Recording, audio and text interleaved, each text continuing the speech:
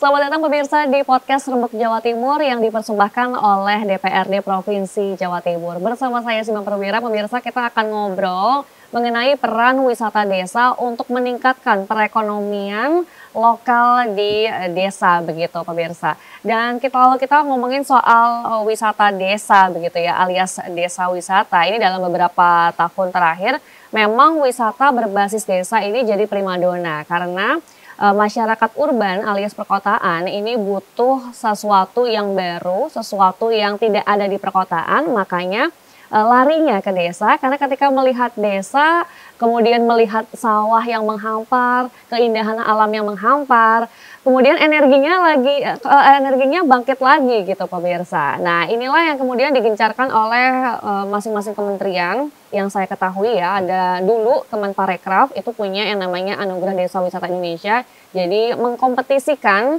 desa-desa wisata di seluruh Indonesia agar memunculkan potensi-potensinya begitu. Di Jawa Timur juga ada pemirsa, namanya Dewi Sae. Nah, Dewi Sae ini juga sama bagaimana caranya agar masing-masing desa di Jawa Timur ini bisa punya potensi lah agar bisa bersaing begitu ya antar desa dan juga memandirikan perekonomiannya begitu pemirsa. Nah, sekarang kita akan ngobrol hal ini pemirsa bersama dengan Ibu Roaitu Nafif Laha yang merupakan anggota Komisi B DPRD Jawa Timur dari fraksi Gerindra untuk Dapil Kabupaten Kota Kediri pemirsa. Oke, Bu Nafif, sapaannya hari ini kita matching juga Bu ya. Matching sekali, chemistry-nya dapat. Aduh, iya. Ngeping ya. Ngeping ya, perempuan ya. Oke deh. Ibu suka ini nggak Bu? Berwisata ke desa-desa juga nggak Bu? Selama ini belum banyak yang saya kunjungi, terutama kalau saya sebagai representasi DPRD Jawa Timur untuk wilayah Kediri Raya, memang belum maksimal saya melakukan kunjungan-kunjungan ke desa wisata. Tapi sudah ada beberapa yang sempat saya singgahi, misalnya di Jambu, Kayen Kidul, itu ada petik buah. Jadi di situ memang yang sangat potensial adalah apokatnya, besar-besar begitu apokatnya. Memang menjadi produk unggulan di desa wisata tersebut. Ada kemudian di Siman Kepung, itu juga ada. Dan yang tak kalah menggelora dan dikenal oleh mungkin se-Jawa Timur tahu itu adalah lereng Gunung Kelut. Iya. Saya kira Mbak Sima juga pernah ke sana ya. Di Kelut ini luar biasa potensinya, alamnya, gunungnya. Kemudian juga bagaimana di sana UMKM berkembang dengan baik. Betul. Gitu. Jadi ya mungkin saya harus banyak mengulik desa-desa wisata yang ada di Kediri Raya, terutama dapil saya ya Mbak ya. Tapi luar biasa saya kira. Apresiasinya apa ya? Semangat para kepala desa, Pok Darwisnya, Bumdesnya untuk menggali potensi desanya. Nah, itu yang saya mau tanyakan juga Bu. Desa wisata semakin ke sini itu jumlahnya semakin banyak Bu. Masing-masing daerah juga ingin gitu menunjukkan dirinya sebagai desa wisata dan juga ingin mandiri melalui desa wisata. Karena ketika ada desa wisata otomatis akan ada yang namanya penginapan untuk warga lokal. Kemudian UMKM-nya juga jalan. Souvenir bisa dijual.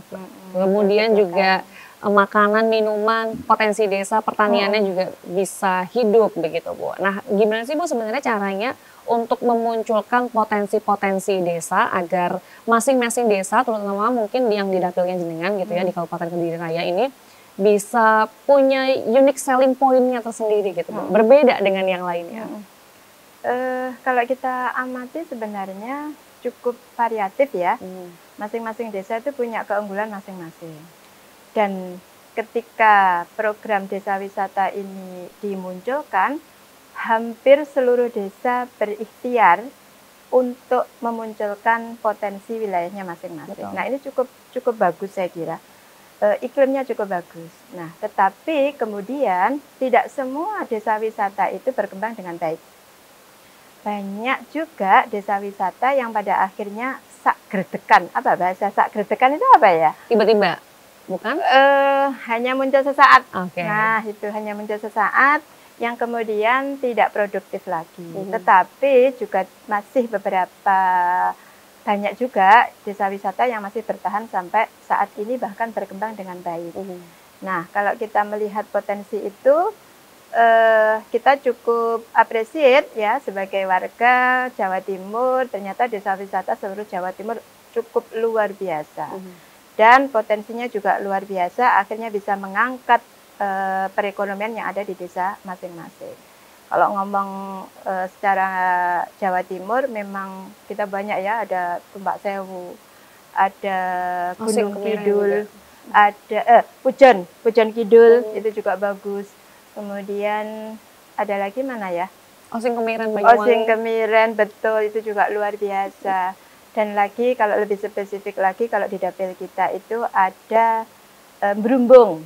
Nah, itu juga luar biasa karena dia mengambil kearifan lokal di mana potensi itu di situ ada air apa ya, dianggap air suci mungkin ya, air suci.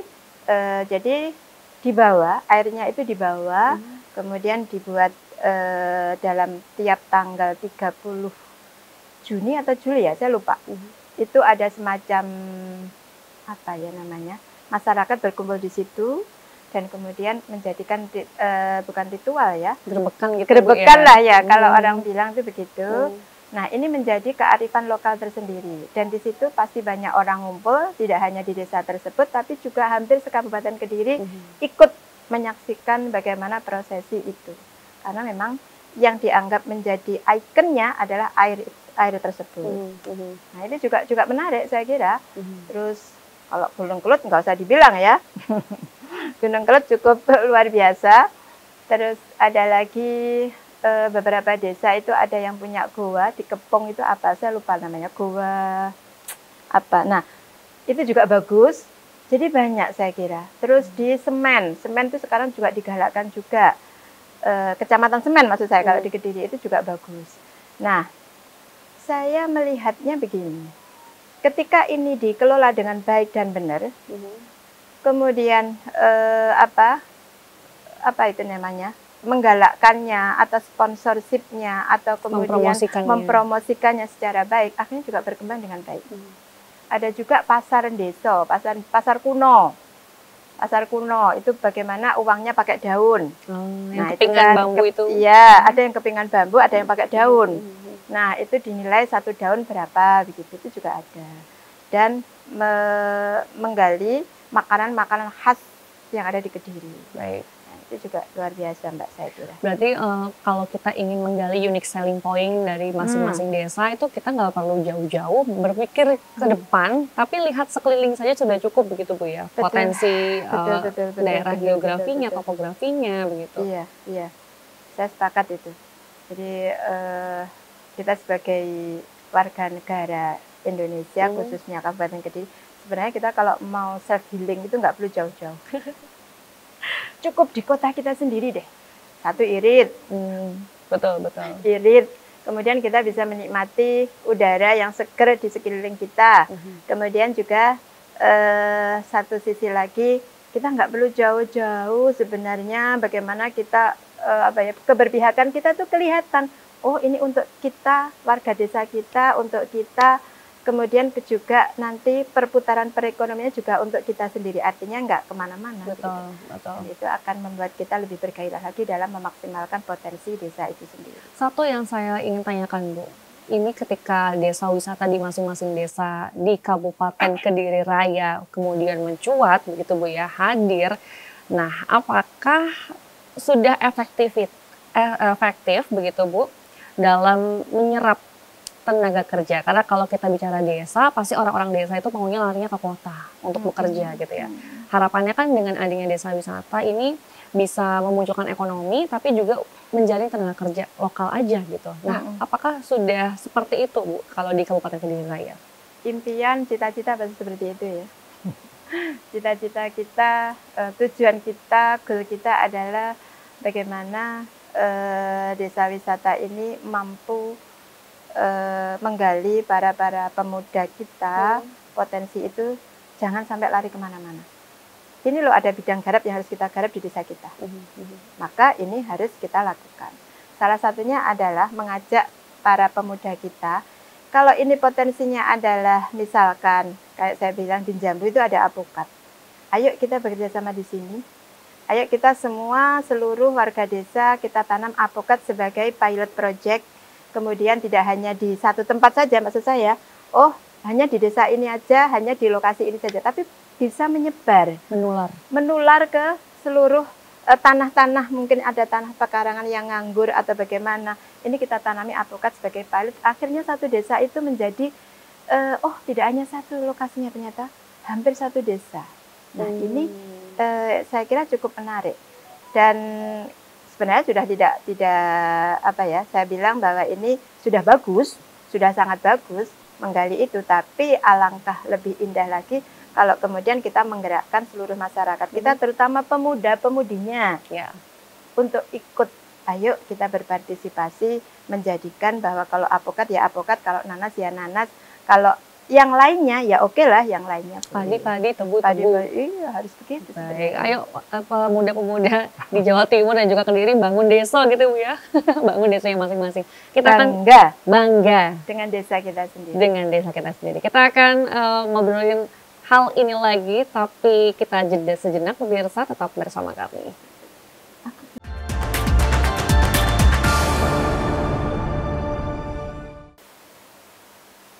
Di era digital ini, pemirsa, sebenarnya desa wisata itu bisa terus berkembang. Caranya bagaimana? Caranya adalah dengan mempromosikannya ke halayak ramai agar dikunjungi juga oleh wisatawan. Kemudian syukur-syukur, alhamdulillah dapat investor dari luar untuk mengembangkan desanya, begitu ya. Nah, dengan cara hal inilah harapannya para wisatawan itu datang ke suatu desa bisa berkelanjutan. Nggak cuma sekali datang, abis itu udah gitu kan Bu ya. Harapannya tuh kayak gitu Bu. Iya, memang apa ya yang saya katakan tadi seperti sak gretekan itu tadi kan. Nah kita harus meminimalisir itu. Makanya desa wisata ini ada yang sudah mampu mengakses startup, ya kan? Startup. Bagaimana digitalisasi diproyeksikan yang ada di desa wisata tersebut. Dan ini tidak semuanya sudah mengakses itu. Startup itu ya plus minus ya saya kira, memang berbiaya pastinya. Tetapi ini cukup membantu dalam hal promosi, dalam hal pengelolaan, dalam hal bagaimana setiap hari kemampuan desa itu untuk mengakses para wisatawan. Bagaimana kekurangannya, terus apa yang perlu ditambah dan sebagainya, itu sangat-sangat data itu sangat-sangat diperlukan kalau kita ngomong startup ya. Memaksimalkan potensi di desa itu dengan baik dan terkelola dengan manis juga. Tapi sekali lagi belum banyak desa wisata juga yang memanfaatkan itu, masih bersifat manual. Nah, ini yang pada akhirnya kadang tidak bisa bertahan lama. Sangat disayangkan ketika mereka sudah bersusah payah untuk menjadikan desa wisata, potensi lokalnya, kearifan lokalnya, ini sudah di-up, tapi kemudian menjadi stuck. Nah, ini kita harus berkaca, di Sempu Ngancar itu sudah dapat kategori 50 besar ADWI dari Kemenparekraf. Nah, ini juga menjadi contoh konkret bahwa di Sempu ini selain kearifan lokal, dia punya identitas, punya jaranan lokal yang namanya pesona Kelut. Nah, ini ternyata cukup menjadikan ikon juga. Oh, bagus ya ternyata desa ini punya ikon ini. Selain juga bagaimana mereka memaksimalkan makanan-makanan lokal yang ada di Sempu tersebut. Nah, ini contoh konkret yang bisa ditiru oleh desa-desa wisata, terutama di Kediri Raya ya. Meniru itu boleh kan, mengambil ilmu itu juga boleh saya kira. ATM ya Bu ya. Betul. Dan akhirnya para pemuda di situ ikut nyengkuyung bersama-sama, baik sebagai pemandu wisatanya, karena ada keliling desa itu, apa namanya? Jadi ada semacam angkutan di situ, keliling sedesa. Tur desa, betul. Lupa saya namanya. Tur desa, betul.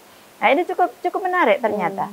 Nah Dan ini dikelola oleh warga desa tersebut. Nah, ayo monggo lah semua desa wisata yang hari ini layah ya walayamut atau enggak layah ya walayamut, enggak hidup juga, hidup segan, mati pun enggak mau. Oke.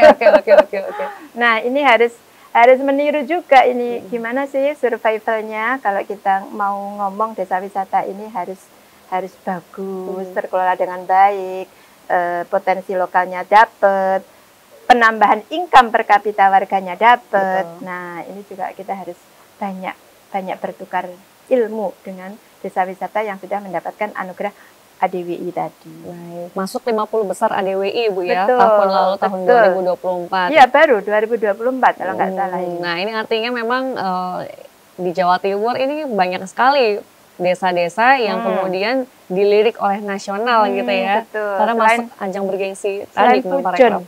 Pujon Kidul kan juga dapat kan, dan luar biasa omsetnya dalam setiap bulannya.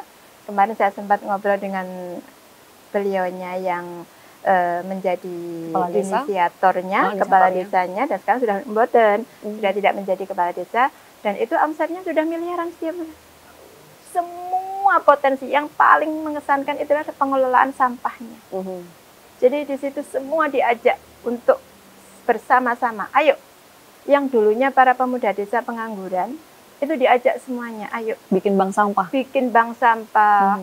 Rumahnya harus bersih semuanya.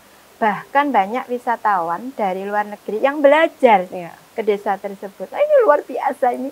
Wah, keren juga ya ini saya pikir. Dan kita perlu ke sana loh Mbak Sima. Mau Bu, saya diajak ya. Ayo. Bu Dampin ke sana. Bu Dampin sebentar. Oke, terkait dengan perannya jenengan juga nih di Komisi B DPRD Jawa Timur. Ini kan pasti juga support dong Bu dengan adanya desa wisata, apalagi di dapilnya jenengan gitu ya. Langkah konkretnya seperti apa Bu kemudian? Supportnya tuh dalam bentuk yang bagaimana? Iya, tentunya saya ingin ada beberapa pelatihan. Pelatihan kepada beberapa pemuda-pemudi yang ada di desa tersebut untuk mengikuti bagaimana sih mengembangkan potensi desanya masing-masing. Itu yang pertama. Yang kedua, bagaimana akses modalnya.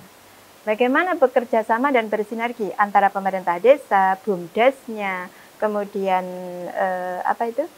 masyarakatnya. Ini kan harus kompak.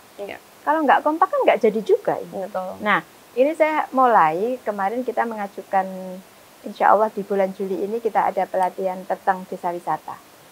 Dari kami, kita ajukan kepada Disbudpar. Saya ingin mengajak seluruh komponen minimal di desa itu ada satu, kita ajak bersama-sama. Kalaupun nggak bisa satu, ya setiap kecamatan satu lah. Ini menarik. Untuk bersama-sama mengulik gimana sih kita harus mengelola desa wisata itu. Nah, itu isinya seperti apa Bu? Apakah nantinya akan ada semacam bootcamp begitu Bu? Jadi masing-masing desa memberikan satu perwakilannya untuk kemudian diajak di bootcamp. Jadi apa ya istilahnya? Nginep ini saya harus pemetaan dulu. Nah, untuk awal kita secara umum dulu. Tapi selebihnya nanti akan spesifik. Kita akan mengajak, ayo kita keliling ke desa wisata yang ada di Kediri Raya. Mana yang paling potensial? Kita ajak ke sana. Para yang ikut pelatihan tadi tentunya loh ya, yang pemuda-pemudi tadi, ayo kita keliling. Apa yang bisa kita petik dari semuanya itu? Terutama yang sempuh ya, yang kalian sudah dapat ADWI tadi. Masuk 50 besar ADWI. Iya, betul. Ini harus kita lakukan. Kalau kita ngomong bagaimana desa wisata di Kediri survive semuanya. Nah, nggak ada yang mati tadi loh. Mati segan, hidup pun juga tak mau begitu ya. Eman baik.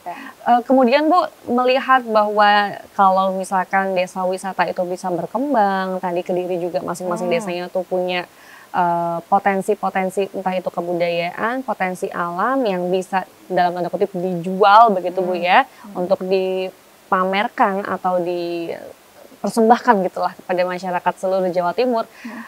Kemudian bagaimana dengan bisa mengetahui gitu Bu bahwa mindset orang-orang ini kalau mau liburan ya udah ke sini aja gitu. Kemudian kalau mau mencari peluang ekonomi ya sudah ke sini aja begitu Bu.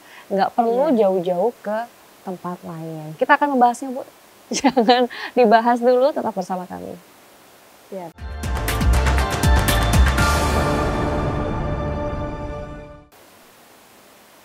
Itulah pemirsa, di segmen sebelumnya saya tadi menanyakan kepada Bu Nafif begitu ya, terkait dengan Bu gimana sih caranya agar menyadarkan masyarakat desa, terutama generasi mudanya tuh biar stay aja di desanya masing-masing. Karena kalau misalkan desa wisata ini diberdayakan, dioptimalkan dengan baik begitu ya, mungkin akan muncul peluang kerja baru, misalkan tour guide tadi, kemudian juga peluang karir seperti pemandu wisata tuh tadi, tour guide ya, lalu juga transportasinya jalan, wisata kulinernya jalan, gitu ya Bu ya? Iya, betul.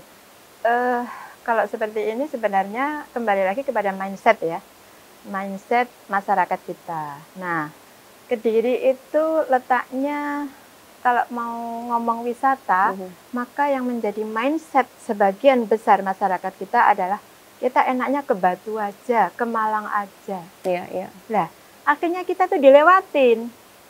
Nah, kalau kita mau mengubah mindset itu, ya maka ayo kita adakan deh pertemuan-pertemuan yang khusus membahas ini, bagaimana concern kita kepada desa wisata, terutama kepada pemuda-pemudi kita.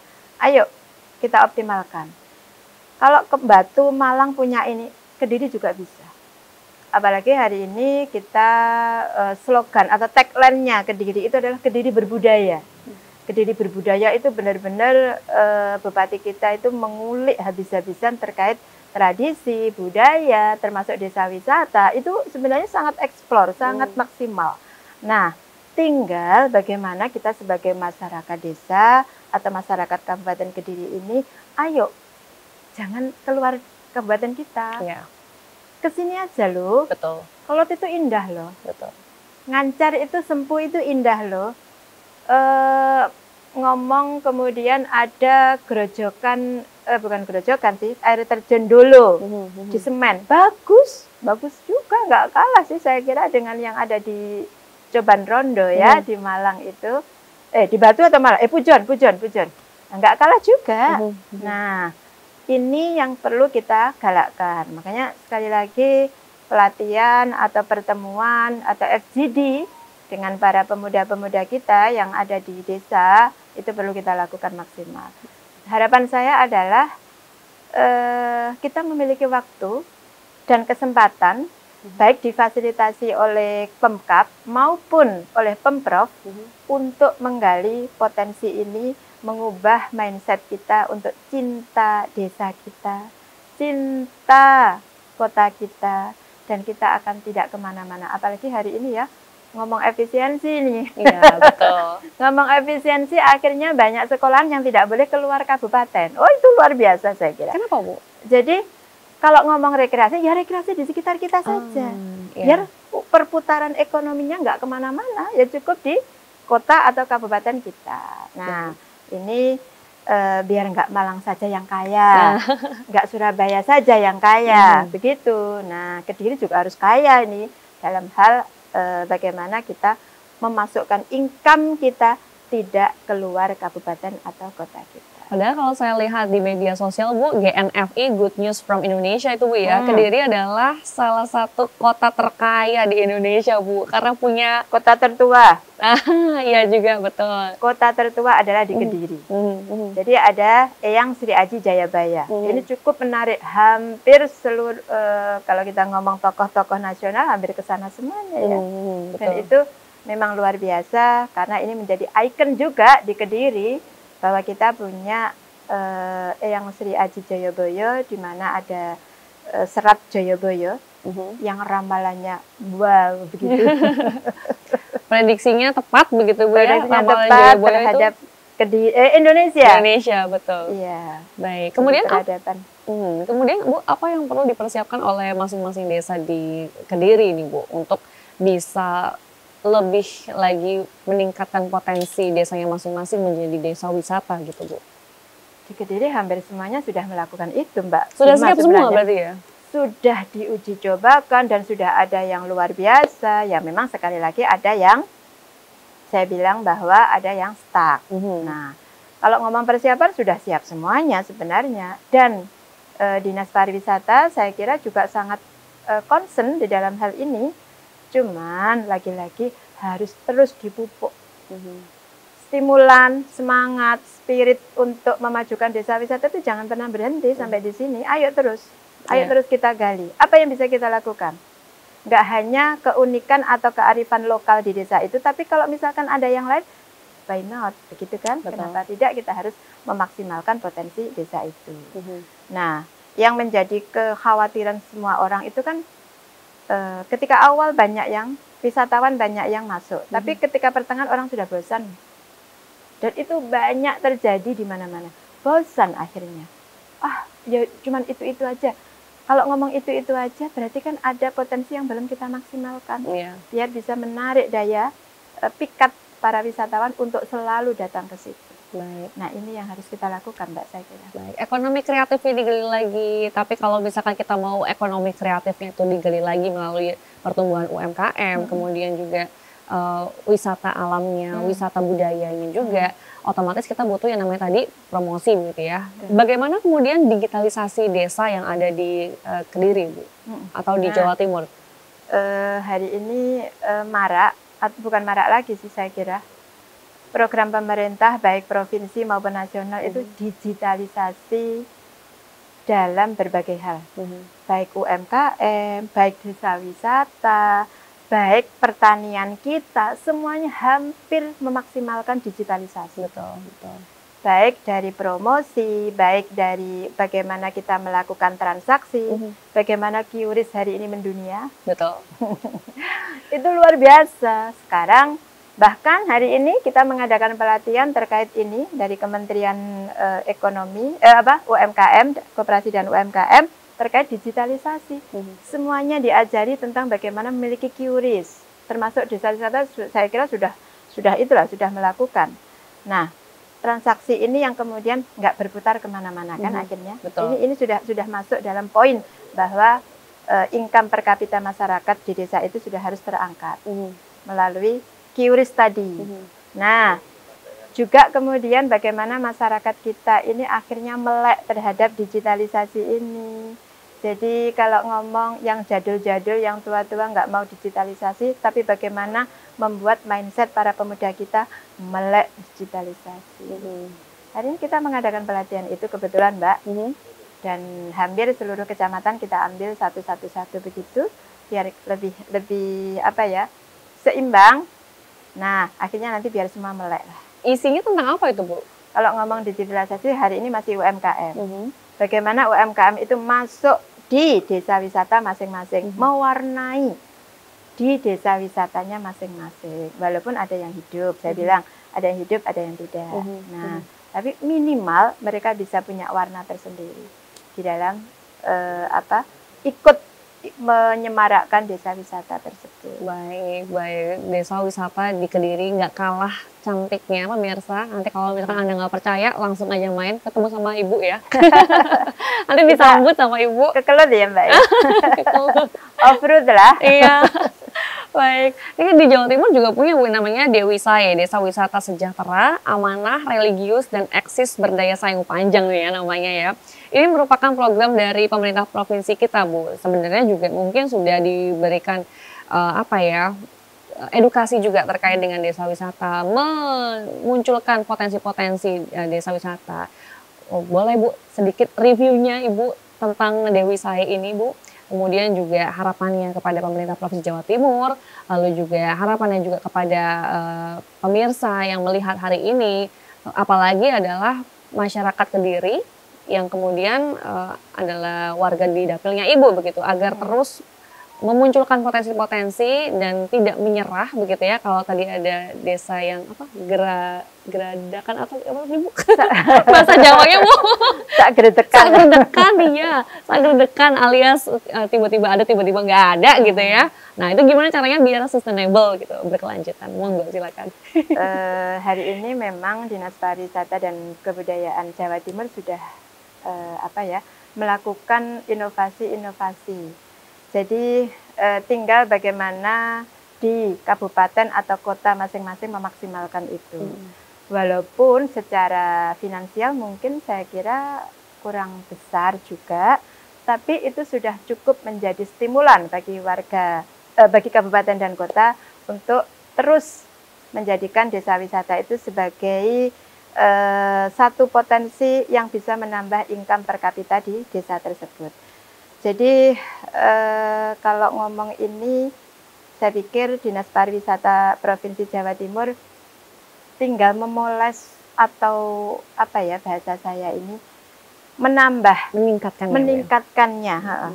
Memang ada beberapa potensi desa wisata atau bahkan wisatanya milik provinsi yang belum tergali dengan maksimal juga. Betul. Nah ini juga ketika kita tanya memang ya sekali lagi kita harus berbagi, berbagi PAD. Jadi memang harus kita yang di desa atau warga kabupaten atau kota itu harus berupaya maksimal untuk memaksimalkan itu. Tidak mungkin kita menggantungkan sepenuhnya kepada Provinsi Jawa Timur. Karena butuh inovasi-inovasi itu dari masing-masing kabupaten dan kota. Apalagi kalau misalkan nanti ya pemirsa aset-aset dari pemerintah Provinsi Jawa Timur itu bisa dikelola dengan baik oleh masyarakat untuk kepentingan pariwisata begitu Bu ya. Baik kalau gitu terima kasih Ibu sudah main-main di podcast Rembuk Jawa Timur Garuda TV. Kita ngobrolin soal apa lagi kira-kira Bu? Tunggu ya. Tetap bersama kami nanti ya. Saya Sima Perwira dan juga Ibu Nafif pamit undur diri, sampai jumpa di episode selanjutnya.